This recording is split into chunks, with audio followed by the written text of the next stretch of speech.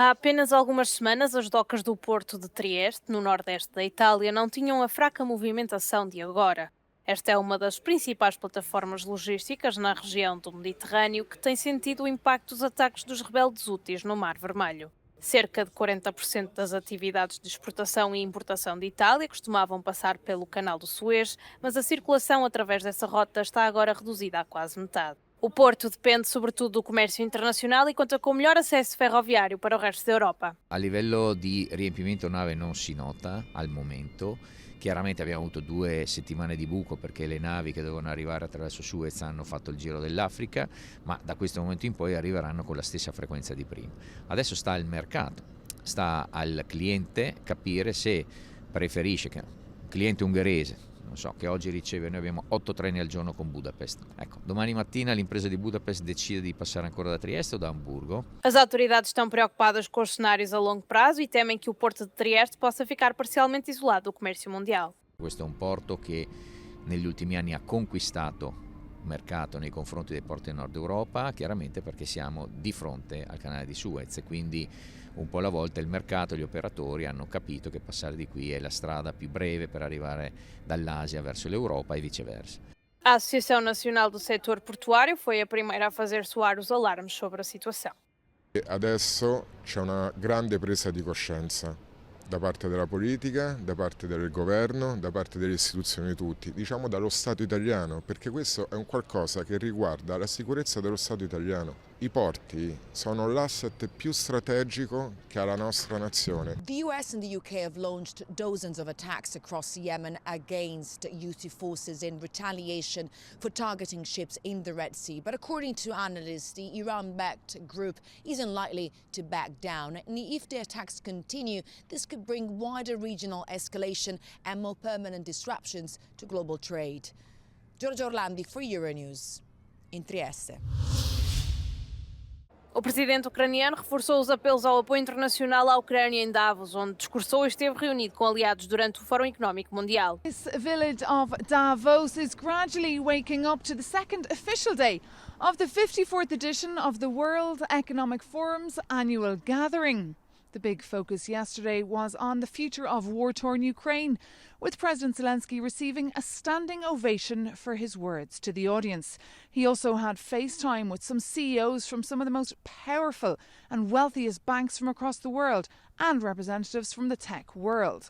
In that meeting was also the President of the European Commission, Ursula von der Leyen, saying that she'd visited Kiev a number of times and she welcomed the efforts to tackle transparency and fix corruption in the country. In an interview with Euronews yesterday, she also said that on the 1st of February at a summit in Brussels, she hoped that the €50 billion package for Ukraine would be approved, and if not, that 26 EU countries without the Hungarian government would go ahead and approve that financial lifeline for Ukraine.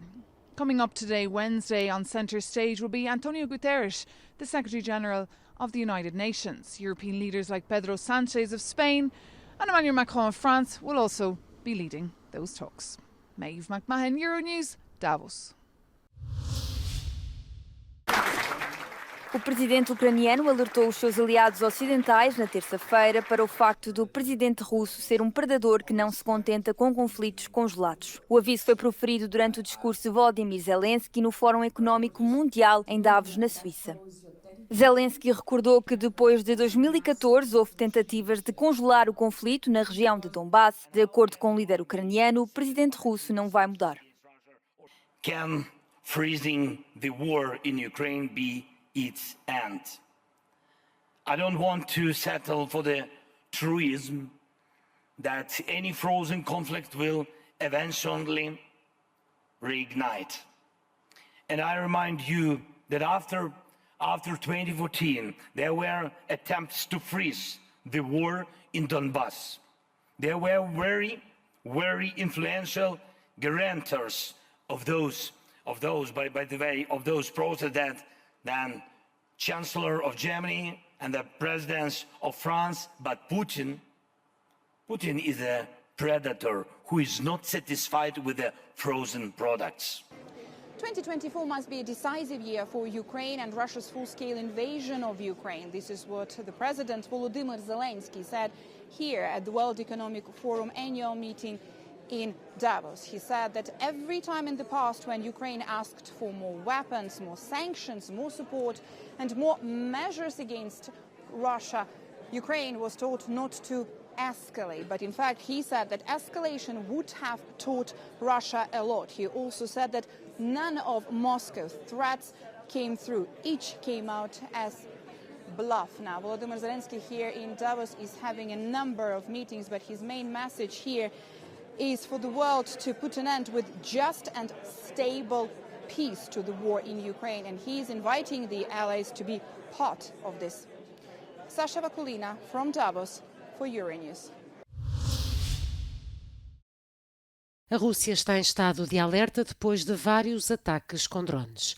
Segundo o Ministério da Defesa, 5 drones ucranianos foram abatidos e outros 3 interceptados na região de Voronezh, no sul.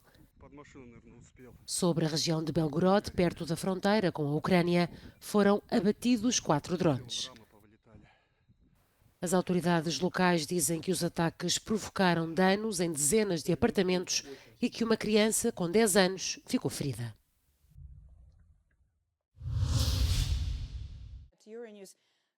Os argumentos económicos a favor do alargamento da União Europeia foram o tema de um painel de discussão da Euronews no Fórum Económico Mundial. Vários países estão em lista de espera para aderir ao bloco, mas muitos obstáculos têm de ser ultrapassados. Os nossos convidados falaram com Sasha Vakulina sobre a corrupção, a globalização e o desafio à expansão, que representam os regimes autoritários. Rule of law, anti-corruption, independence of the judicial system. We need to talk about this. I think that we should now stick to this as heart of the European project. Those countries have to show their wish really to respect this, because that means predictability, certainty. We can build confidence. What we've seen over the last year is that globalization is moving in the wrong direction, and free trade is becoming a scarce resource. And now we see a chance to expand the home territory. What is EU? What all European-based companies are depending upon.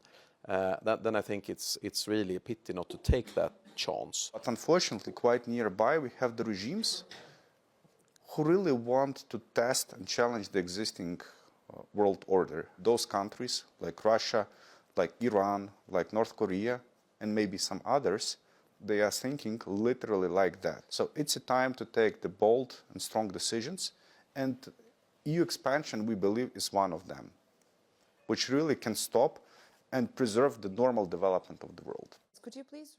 A Euronews transmite eventos importantes e entrevistas de alto nível ao longo de toda a semana no Fórum Económico Mundial em Davos.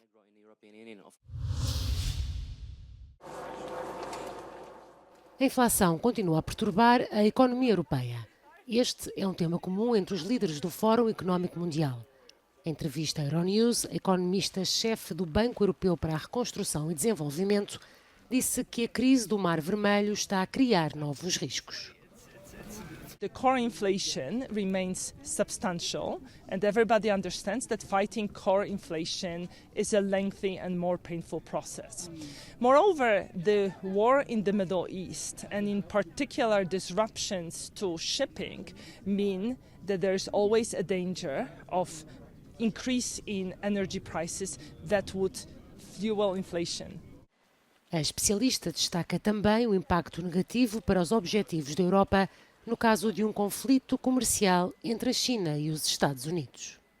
My fear is that escalating trade tensions may lead to new restrictions of exports of critical raw materials and therefore may jeopardize green transition.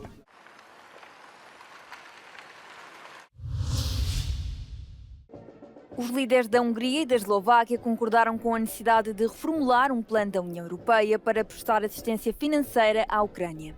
Este consenso é potencialmente benéfico para o primeiro-ministro húngaro, que no mês passado fez fracassar os esforços da União Europeia para aprovar o financiamento da Ucrânia. Após conversações entre os dois países em Budapeste, Robert Fico revelou concordar com a posição de Orbán de que a União Europeia deve financiar um pacote de ajuda a Kiev no valor de 50 mil milhões de euros.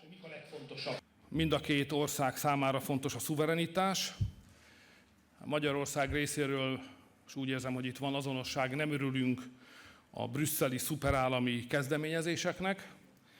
Egyáltalán nem örülünk az illegális migrációt legitimizálni akaró törekvéseknek.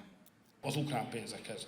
Ukrán ügy. Momentálne maďarská armáda poskytuje Slovensku v podobe ochrany vzdušného priestoru, pretože naše podarené vlády odovzdali na Ukrajinu všetko, čo odovzdať mohli a Slovensko dnes nemá k dispozícii žiadne vojenské lietadlá, ktoré by mohli plniť túto špecifickú úlohu, preto... Orbán Viktor azt állította, hogy a magyar és a szlovák nemzeti érdekek 99%-ban egyeznek. Mindezt úgy, hogy a decemberi EU csúcson Robert Fico zokszó nélkül megszavazta Ukrajna pénzügyi támogatását és EU csatlakozását is. Ebből látszik, hogy a kormányfő valószínűleg túlértékeli a bajtársiasságot, ugyanúgy, ahogy korábban Olaszország esetében is tette. Siposegyi Zoltán, Euronews Budapest. José Mourinho já não é treinador da Roma. O anúncio foi feito esta terça-feira pelo clube italiano, que entretanto revelou que Daniel De Rossi, antigo jogador da equipa, vai substituir o treinador português. A decisão acontece 2 dias depois de uma derrota por 3-1 frente ao AC Milan ter deixado a Roma no 9º lugar da Liga Italiana, em risco de falhar a Liga dos Campeões pela 6ª época consecutiva. Mourinho estava há 3 temporadas na Roma, o contrato terminava em junho.